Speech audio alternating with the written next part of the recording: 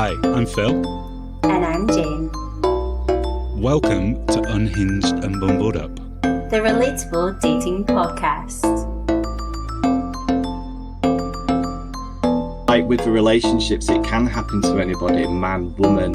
It doesn't matter if you're transgender. It doesn't matter if you love somebody, another human being. That's all you need to full target to being in a narcissistic relationship.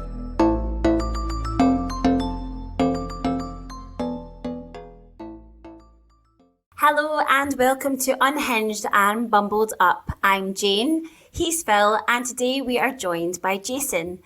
Jason is here to tell us all about being in a narcissistic relationship and the struggles he has been through and his journey to the person he is today.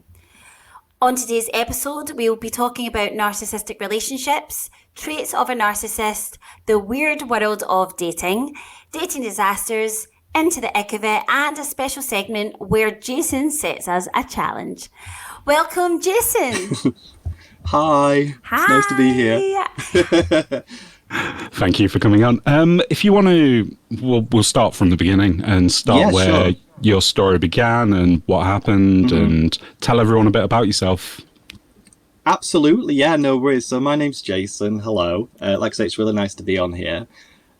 Really, who am I? To be fair, I'm just like a normal person, really. I always kind of have been, but when I was younger, so I'm 33 now, but when I was younger, I think I was about 25, it's quite a while ago, to be fair, I ended up being in a relationship with somebody, ended up being a narcissist, which at the time I didn't actually know kind of what a narcissist was or anything like that. It was just some guy that I fancied the pants off and then ended up in a relationship with, and it ended up getting very, very toxic, and it was very damaging. And I wasn't really prepared for it at the time because I was just quite, I suppose you can say, like, naive, if that makes sense. Yeah.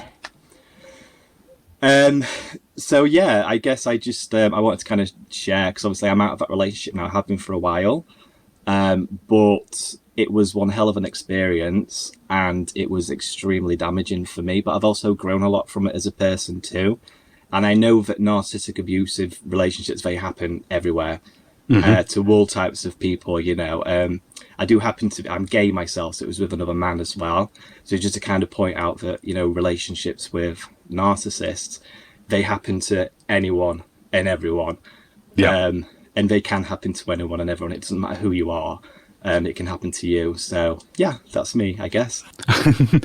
Because films often depict the narcissist being a man and the codependent person or the person that's in the narcissistic relationship as a female, and that seems to be what everybody hears these days. It's like, oh, yep, a woman, and basically they hear that the woman's in a narcissistic relationship.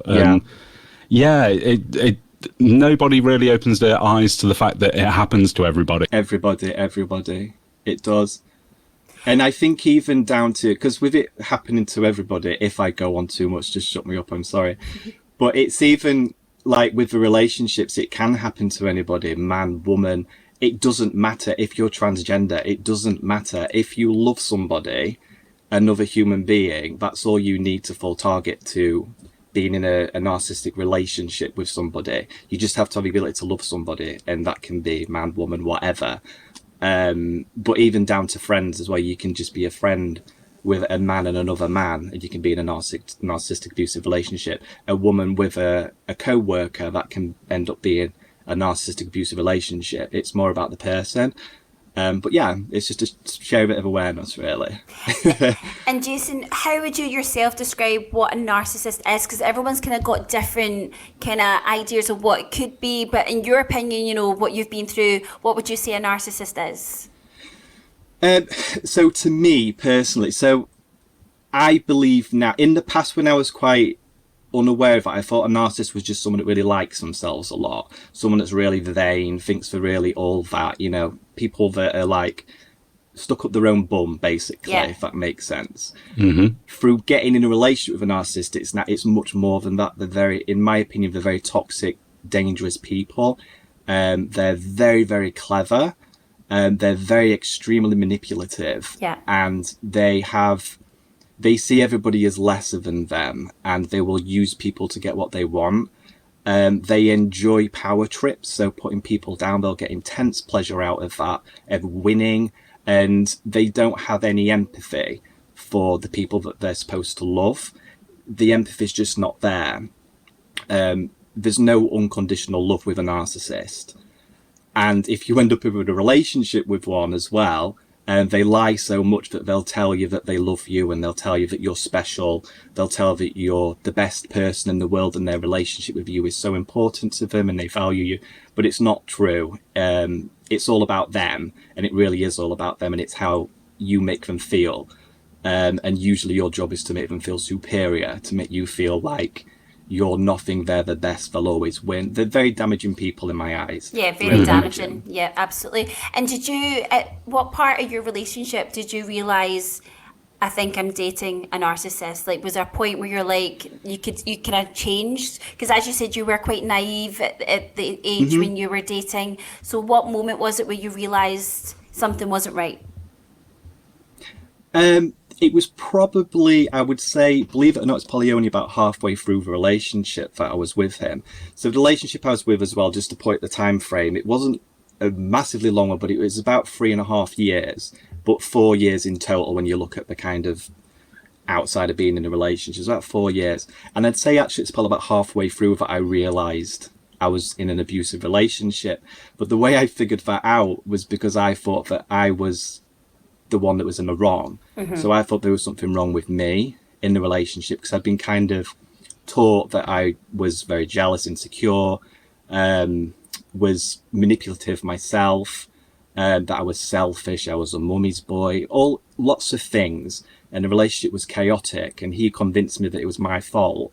So I actually went online to figure out what was wrong with me, because I tried to fix myself, because I was causing so much drama in this relationship and everything was going wrong. So I went online to figure out what was wrong with me. Like, what's wrong with me? Why am I so stupid and idiotic? And why do I do this? Why is my relationship going wrong? Why? And that's actually when I found out through the internet, it wasn't me. It's actually I was with a narcissist. And that took me a really long time to believe that. At first, I was very hesitant to believe that it was actual narcissistic abuse and it wasn't me. So I'd say about halfway through relationship. Into the ick of it. Into the ick of it. Into the ick of it. Into the ick of it. This segment is called Into the Ick of It, which basically means that when you get that feeling and you have to run away for something really inexplicable.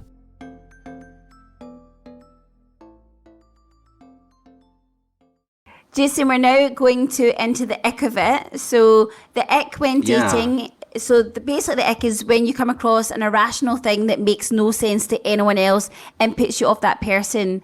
So once you've seen them attractive, and then something happens where you get the ick and you suddenly become unattracted to them. So have you ever had the ick? And if so, what's happened, and what is this ick you have? Probably taking pictures of yourself, or just pictures all the time, really irritates me. It's like, you can be the best person in the world. If you're constantly there with your camera taking a picture of everything, but it just really gets on my nerves. I can't stand it. That would put me off. I get that. It's being in the moment, isn't it? Yeah, yes. It's like, let's have a date. Like, no, let me take a picture of everything instead. Like, no. Yeah, that's my ick. I actually get so excited if I go out for dinner and I love people watching, and I love watching people that are on dates, and it's always someone taking pictures of their food, and so someone's trying to dig in, and they're like, no, I need to take a picture first, and I literally get so much enjoyment of just watching that situation. It all unfolding. Yeah, totally. I love it. No, I get that ick. I do get the ick. The best cameras are your eyes. They are. Yes. Use them. Not saying don't take pictures. If anyone comes along in the future, you can take pictures around me. I'm not saying that. Just not all the time. Take a photo. There's a set time limit. Yeah. But date 5, you can take your first picture. No, I'm kidding. I'm just kidding. Back to the chat. Where am I? Who are you people? Now it's time just to go back to the chat. So we've finished that little segment and here we go. So sit back, relax and enjoy the chat.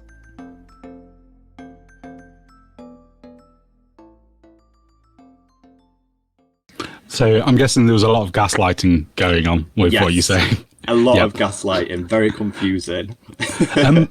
So how did you go about getting out of the relationship? Because I can imagine it's very difficult to get out of one of those relationships, those situations. It's really hard, yeah. It was one of the hardest things I've ever done. It was a lot of pull and push from myself. So it was kind of like, I love him and we have an amazing relationship. He loves me. You know, just to clarify as well, I was with a narcissist, but I did love this person, or else I would have got out easy. Yeah. If I didn't love this person, or there was nothing good about this relationship, I'd have been out in 2 minutes, because there's nothing to hold on to. Mm-hmm. But the lying and manipulation and things like that, there were good moments, and there's a lot of love bombing in the beginning. So I believed that this was a strong, special relationship, and I wanted to fight for that. I've waffled now. What was the original question? How did you manage to get out of the relationship? Yeah. Did it take a long time? And so what steps did you take? So it ended up being kind of what I said before, where I went online to figure out what was wrong with me. Mm-hmm. And my life was in complete chaos because of his relationship. My life got turned inside out, and I believed I was the cause of it. And I was just so desperate to fix it or figure out what the hell was wrong with me and why my life had gone so bad.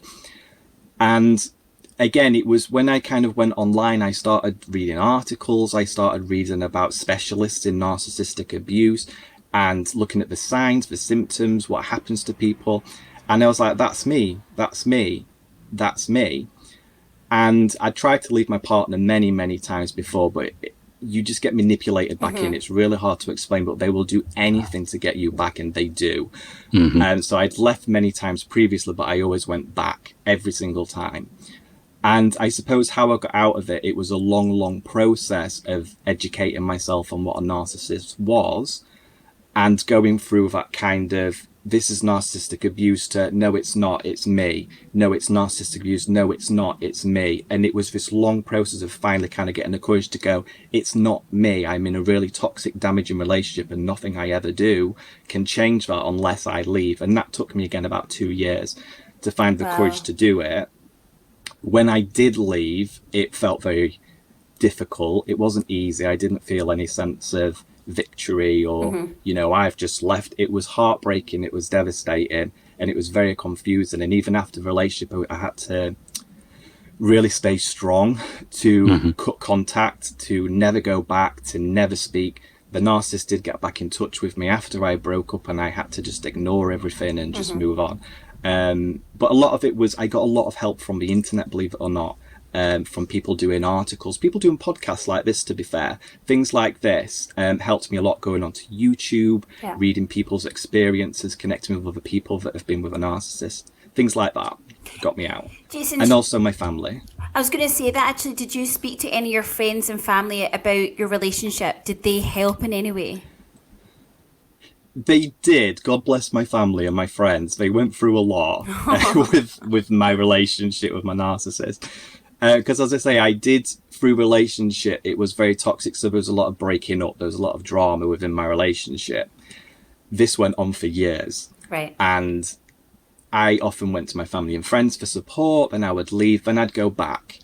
So then my family and friends would be like, you've just told me all of this and you've gone back. Over time, unfortunately, there's only so many times when you can keep telling your family and friends that care about you, I'm out. Thank you so much for your support. Oh, I'm back again. They eventually have to look after themselves because they don't like to witness it. They don't want to be part of it. They don't want to see it because they could see how much I was getting hurt. Thankfully for me, my mum, God bless her, she was a social worker anyway, and she was shit hot on narcissistic abuse. She knew everything about that, so she always kind of kept me close and befriended my ex to a degree. I see. To keep me in touch. So my mum was a huge help for me in getting out of that relationship, and she never judged me. When I went back, she just stayed completely neutral, I think. So my mum was a huge help as well. She helped me tremendously. Oh, that's lovely. It's so amazing. nice. Getting out. Yeah, that's because I was going to say, some people in those situations are probably too embarrassed to tell friends and family. So it's so good that you Very had that embarrassing. support. Oh yeah, and I'm lucky, and I don't think everybody does too, because I've read a lot about people that are kind of in these situations, and people do eventually they cut off from them, because with a narcissist you get put in a situation where you have to choose. They put you in that situation. They cause so much drama that any person that isn't a part of that drama or doesn't want to be a part of it, they have no choice but to either you come with us or you go with him, because your mess is infecting my life. Yeah.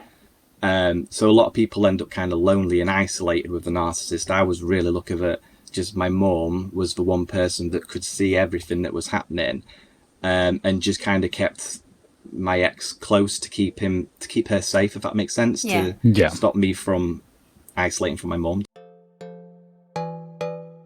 The special guest segment.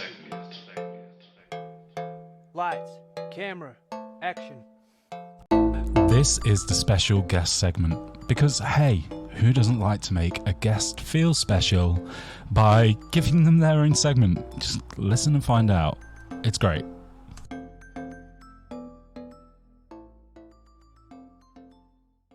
Now, we have asked Jason to basically, we've asked him to set me and Jane a little quiz.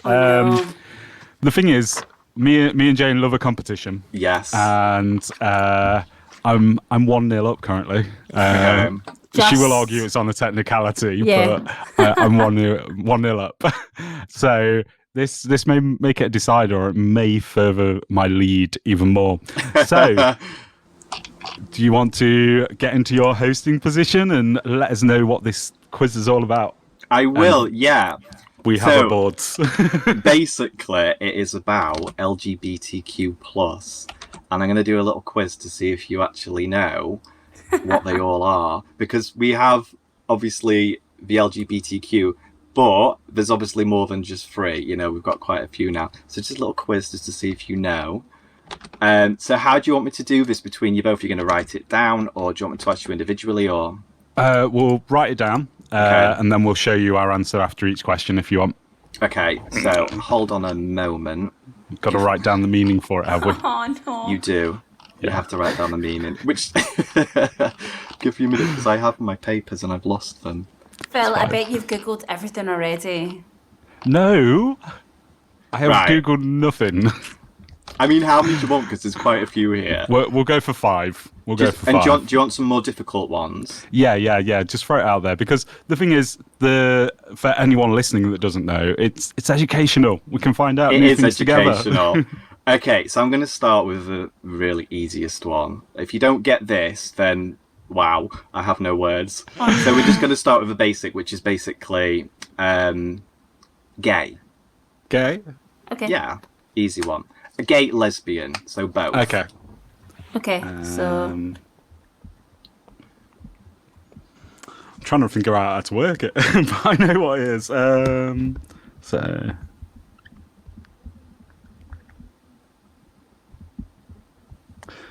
We'll add some background music, or speed it up. do, do, do, do, do, do. I wrote mine down. You ready? Yeah. Okay, have you got your answers? Yes, we will read them out. Okay. Okay, I put so... same genders, attracted, or love each other. And I put feelings for someone of the same gender.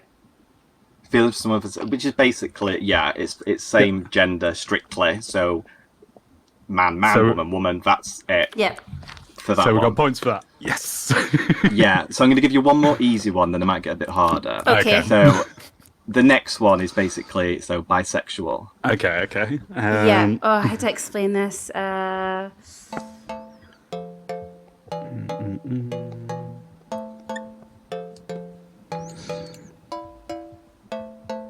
You might get this wrong. Ooh. What? Well, you'll get it right, but you might be a little bit surprised. Okay. Wait there, just writing. Wait there. Are you done yours? Yeah, done mine. You writing an essay, Phil? Yep. So, I've wrote it the long way out, but we'll show everyone. So, if a man loves or have feelings for another man or a woman, and then woman can love a man or a woman. So basically, you have feelings or attracted to. I don't know. Oh, yeah. Right, I'll go with that. But I might be wrong. So I've got feelings and attractions for different genders. Ooh, so yours is slightly better than Phil's, I'm afraid. Because of non-binary. Yeah, I think this is where that's where I got wrong. People might get it wrong because you assume either just kind of man or female, but it's actually describing someone's attracted to two or more genders, which can include both binary and non-binary. Non-binary. Which trips people up. Yes, I've got a point ahead of Phil. You did. Okay, so this one's slightly harder. Or it might be hard, I'm not sure. So the next one is going to be omnisexual. Omnisexual. Oh, I have no idea. Literally, I'm going to guess this. I've never heard of it in my life. Have a guess. Omni. I know what omni means, but... I don't even know what omni means. Okay, right, I'm going to guess this.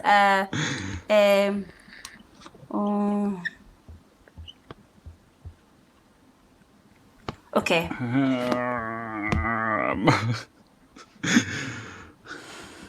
See, I'm learning something new as well.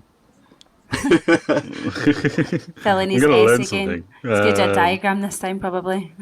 Right, I'll let you go first. Okay, so... So omnisexual, I've never heard of before, but I've got here feelings for just yourself. So you're only attracted to your...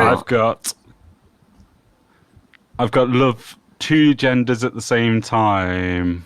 No, it's not. So, omnisexual is somebody who's sexually attracted to all genders, kind of like bisexual, but has a preference for one over the other. So it might be somebody that kind of like is attracted to men, women, binary, non-binary, but specifically women only. Does that make sense? Yeah. Right, okay. Wow. Isn't it? To be fair, I didn't know that one. I had to read that one too. If it makes you feel better.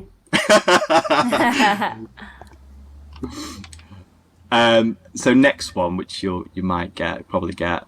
So the next one, which is a bit easier, asexual. Yep. Okay, yep. I think I know this one. Right, Phil, hurry up. I might have this wrong.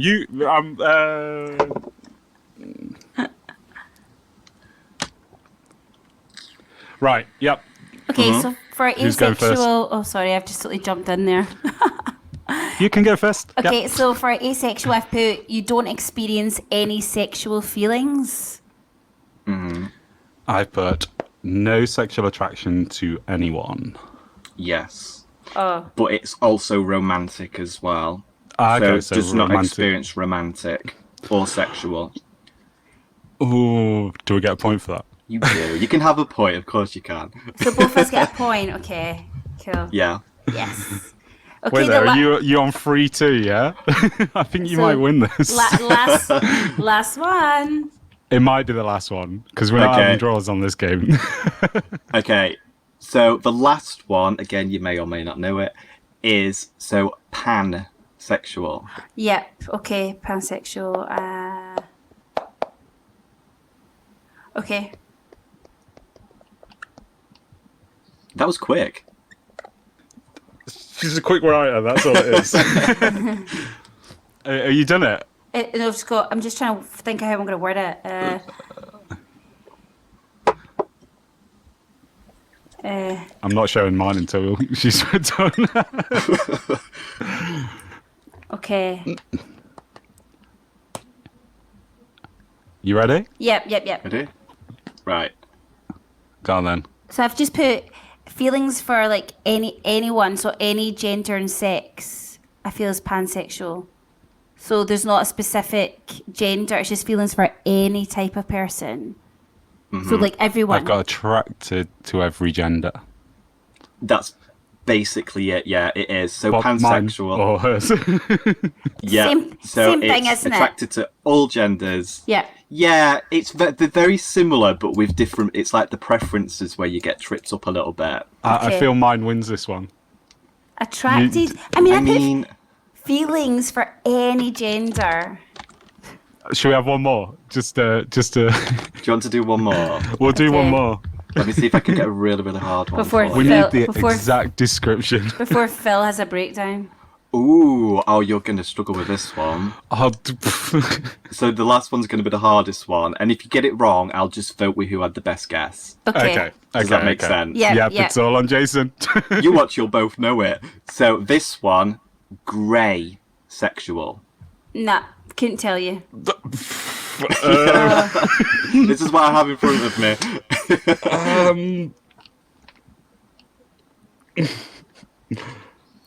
You could have gone with sapiosexual or whatever. No, it has to be a hard one. I didn't know what sapiosexual is. No idea. Oh, we should have gone for that. No. Grey. Oh, Yeah. this is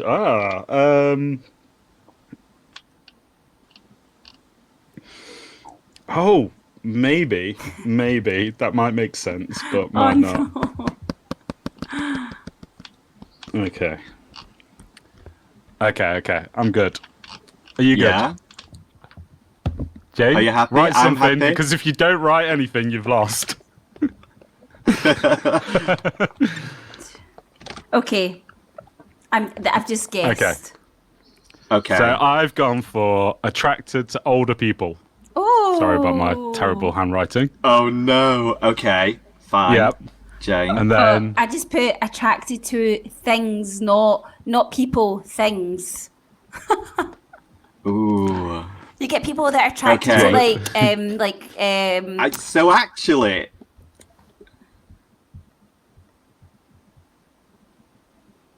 I would say probably Phil was closer to getting it right in a sense. So it's actually it's someone that's generally, I would say, asexual, that doesn't really have any desires.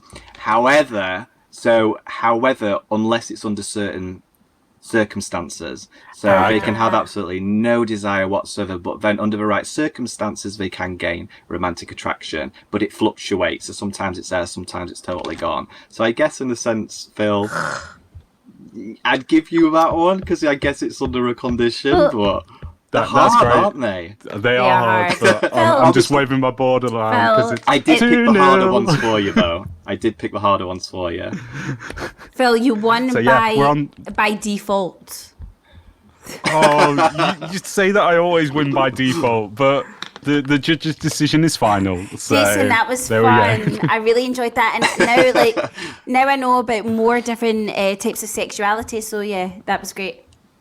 Yeah. Yes, Good. it's educated me. I Yeah. love the extra point that I've got, but it has educated me. You did very well because there were some of the really harder ones back there as well. So you did really good. Thank That's you. amazing. Final thoughts.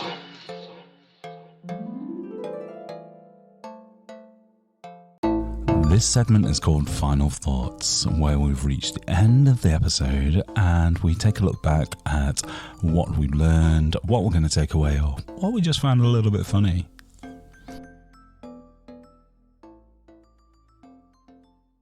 So the final thoughts is a part where we give one thing that we've learned or take away from the podcast. So for me personally, actually just during that game, the different types of sexualities, there was there's obviously way more out there, but it was just interesting to find out the definition, and we're not all categorized. It's just LGBTQ there's more than that now.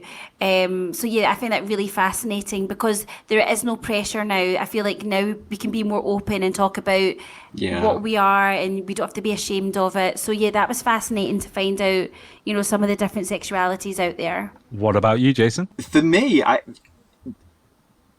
from my point of view, just that, I'm sat doing a podcast with you guys, which is absolutely amazing. And I've really loved it. So from my point of view, it's just that it's more personal growth for me and for anyone, just from no matter where you are, no matter your circumstances, no matter how bad or no self-esteem you have, or how bad your life can get and what you think about yourself, it doesn't mean anything about your future, you know. And in fact, I'm just here doing a podcast with you guys. It's been absolutely great.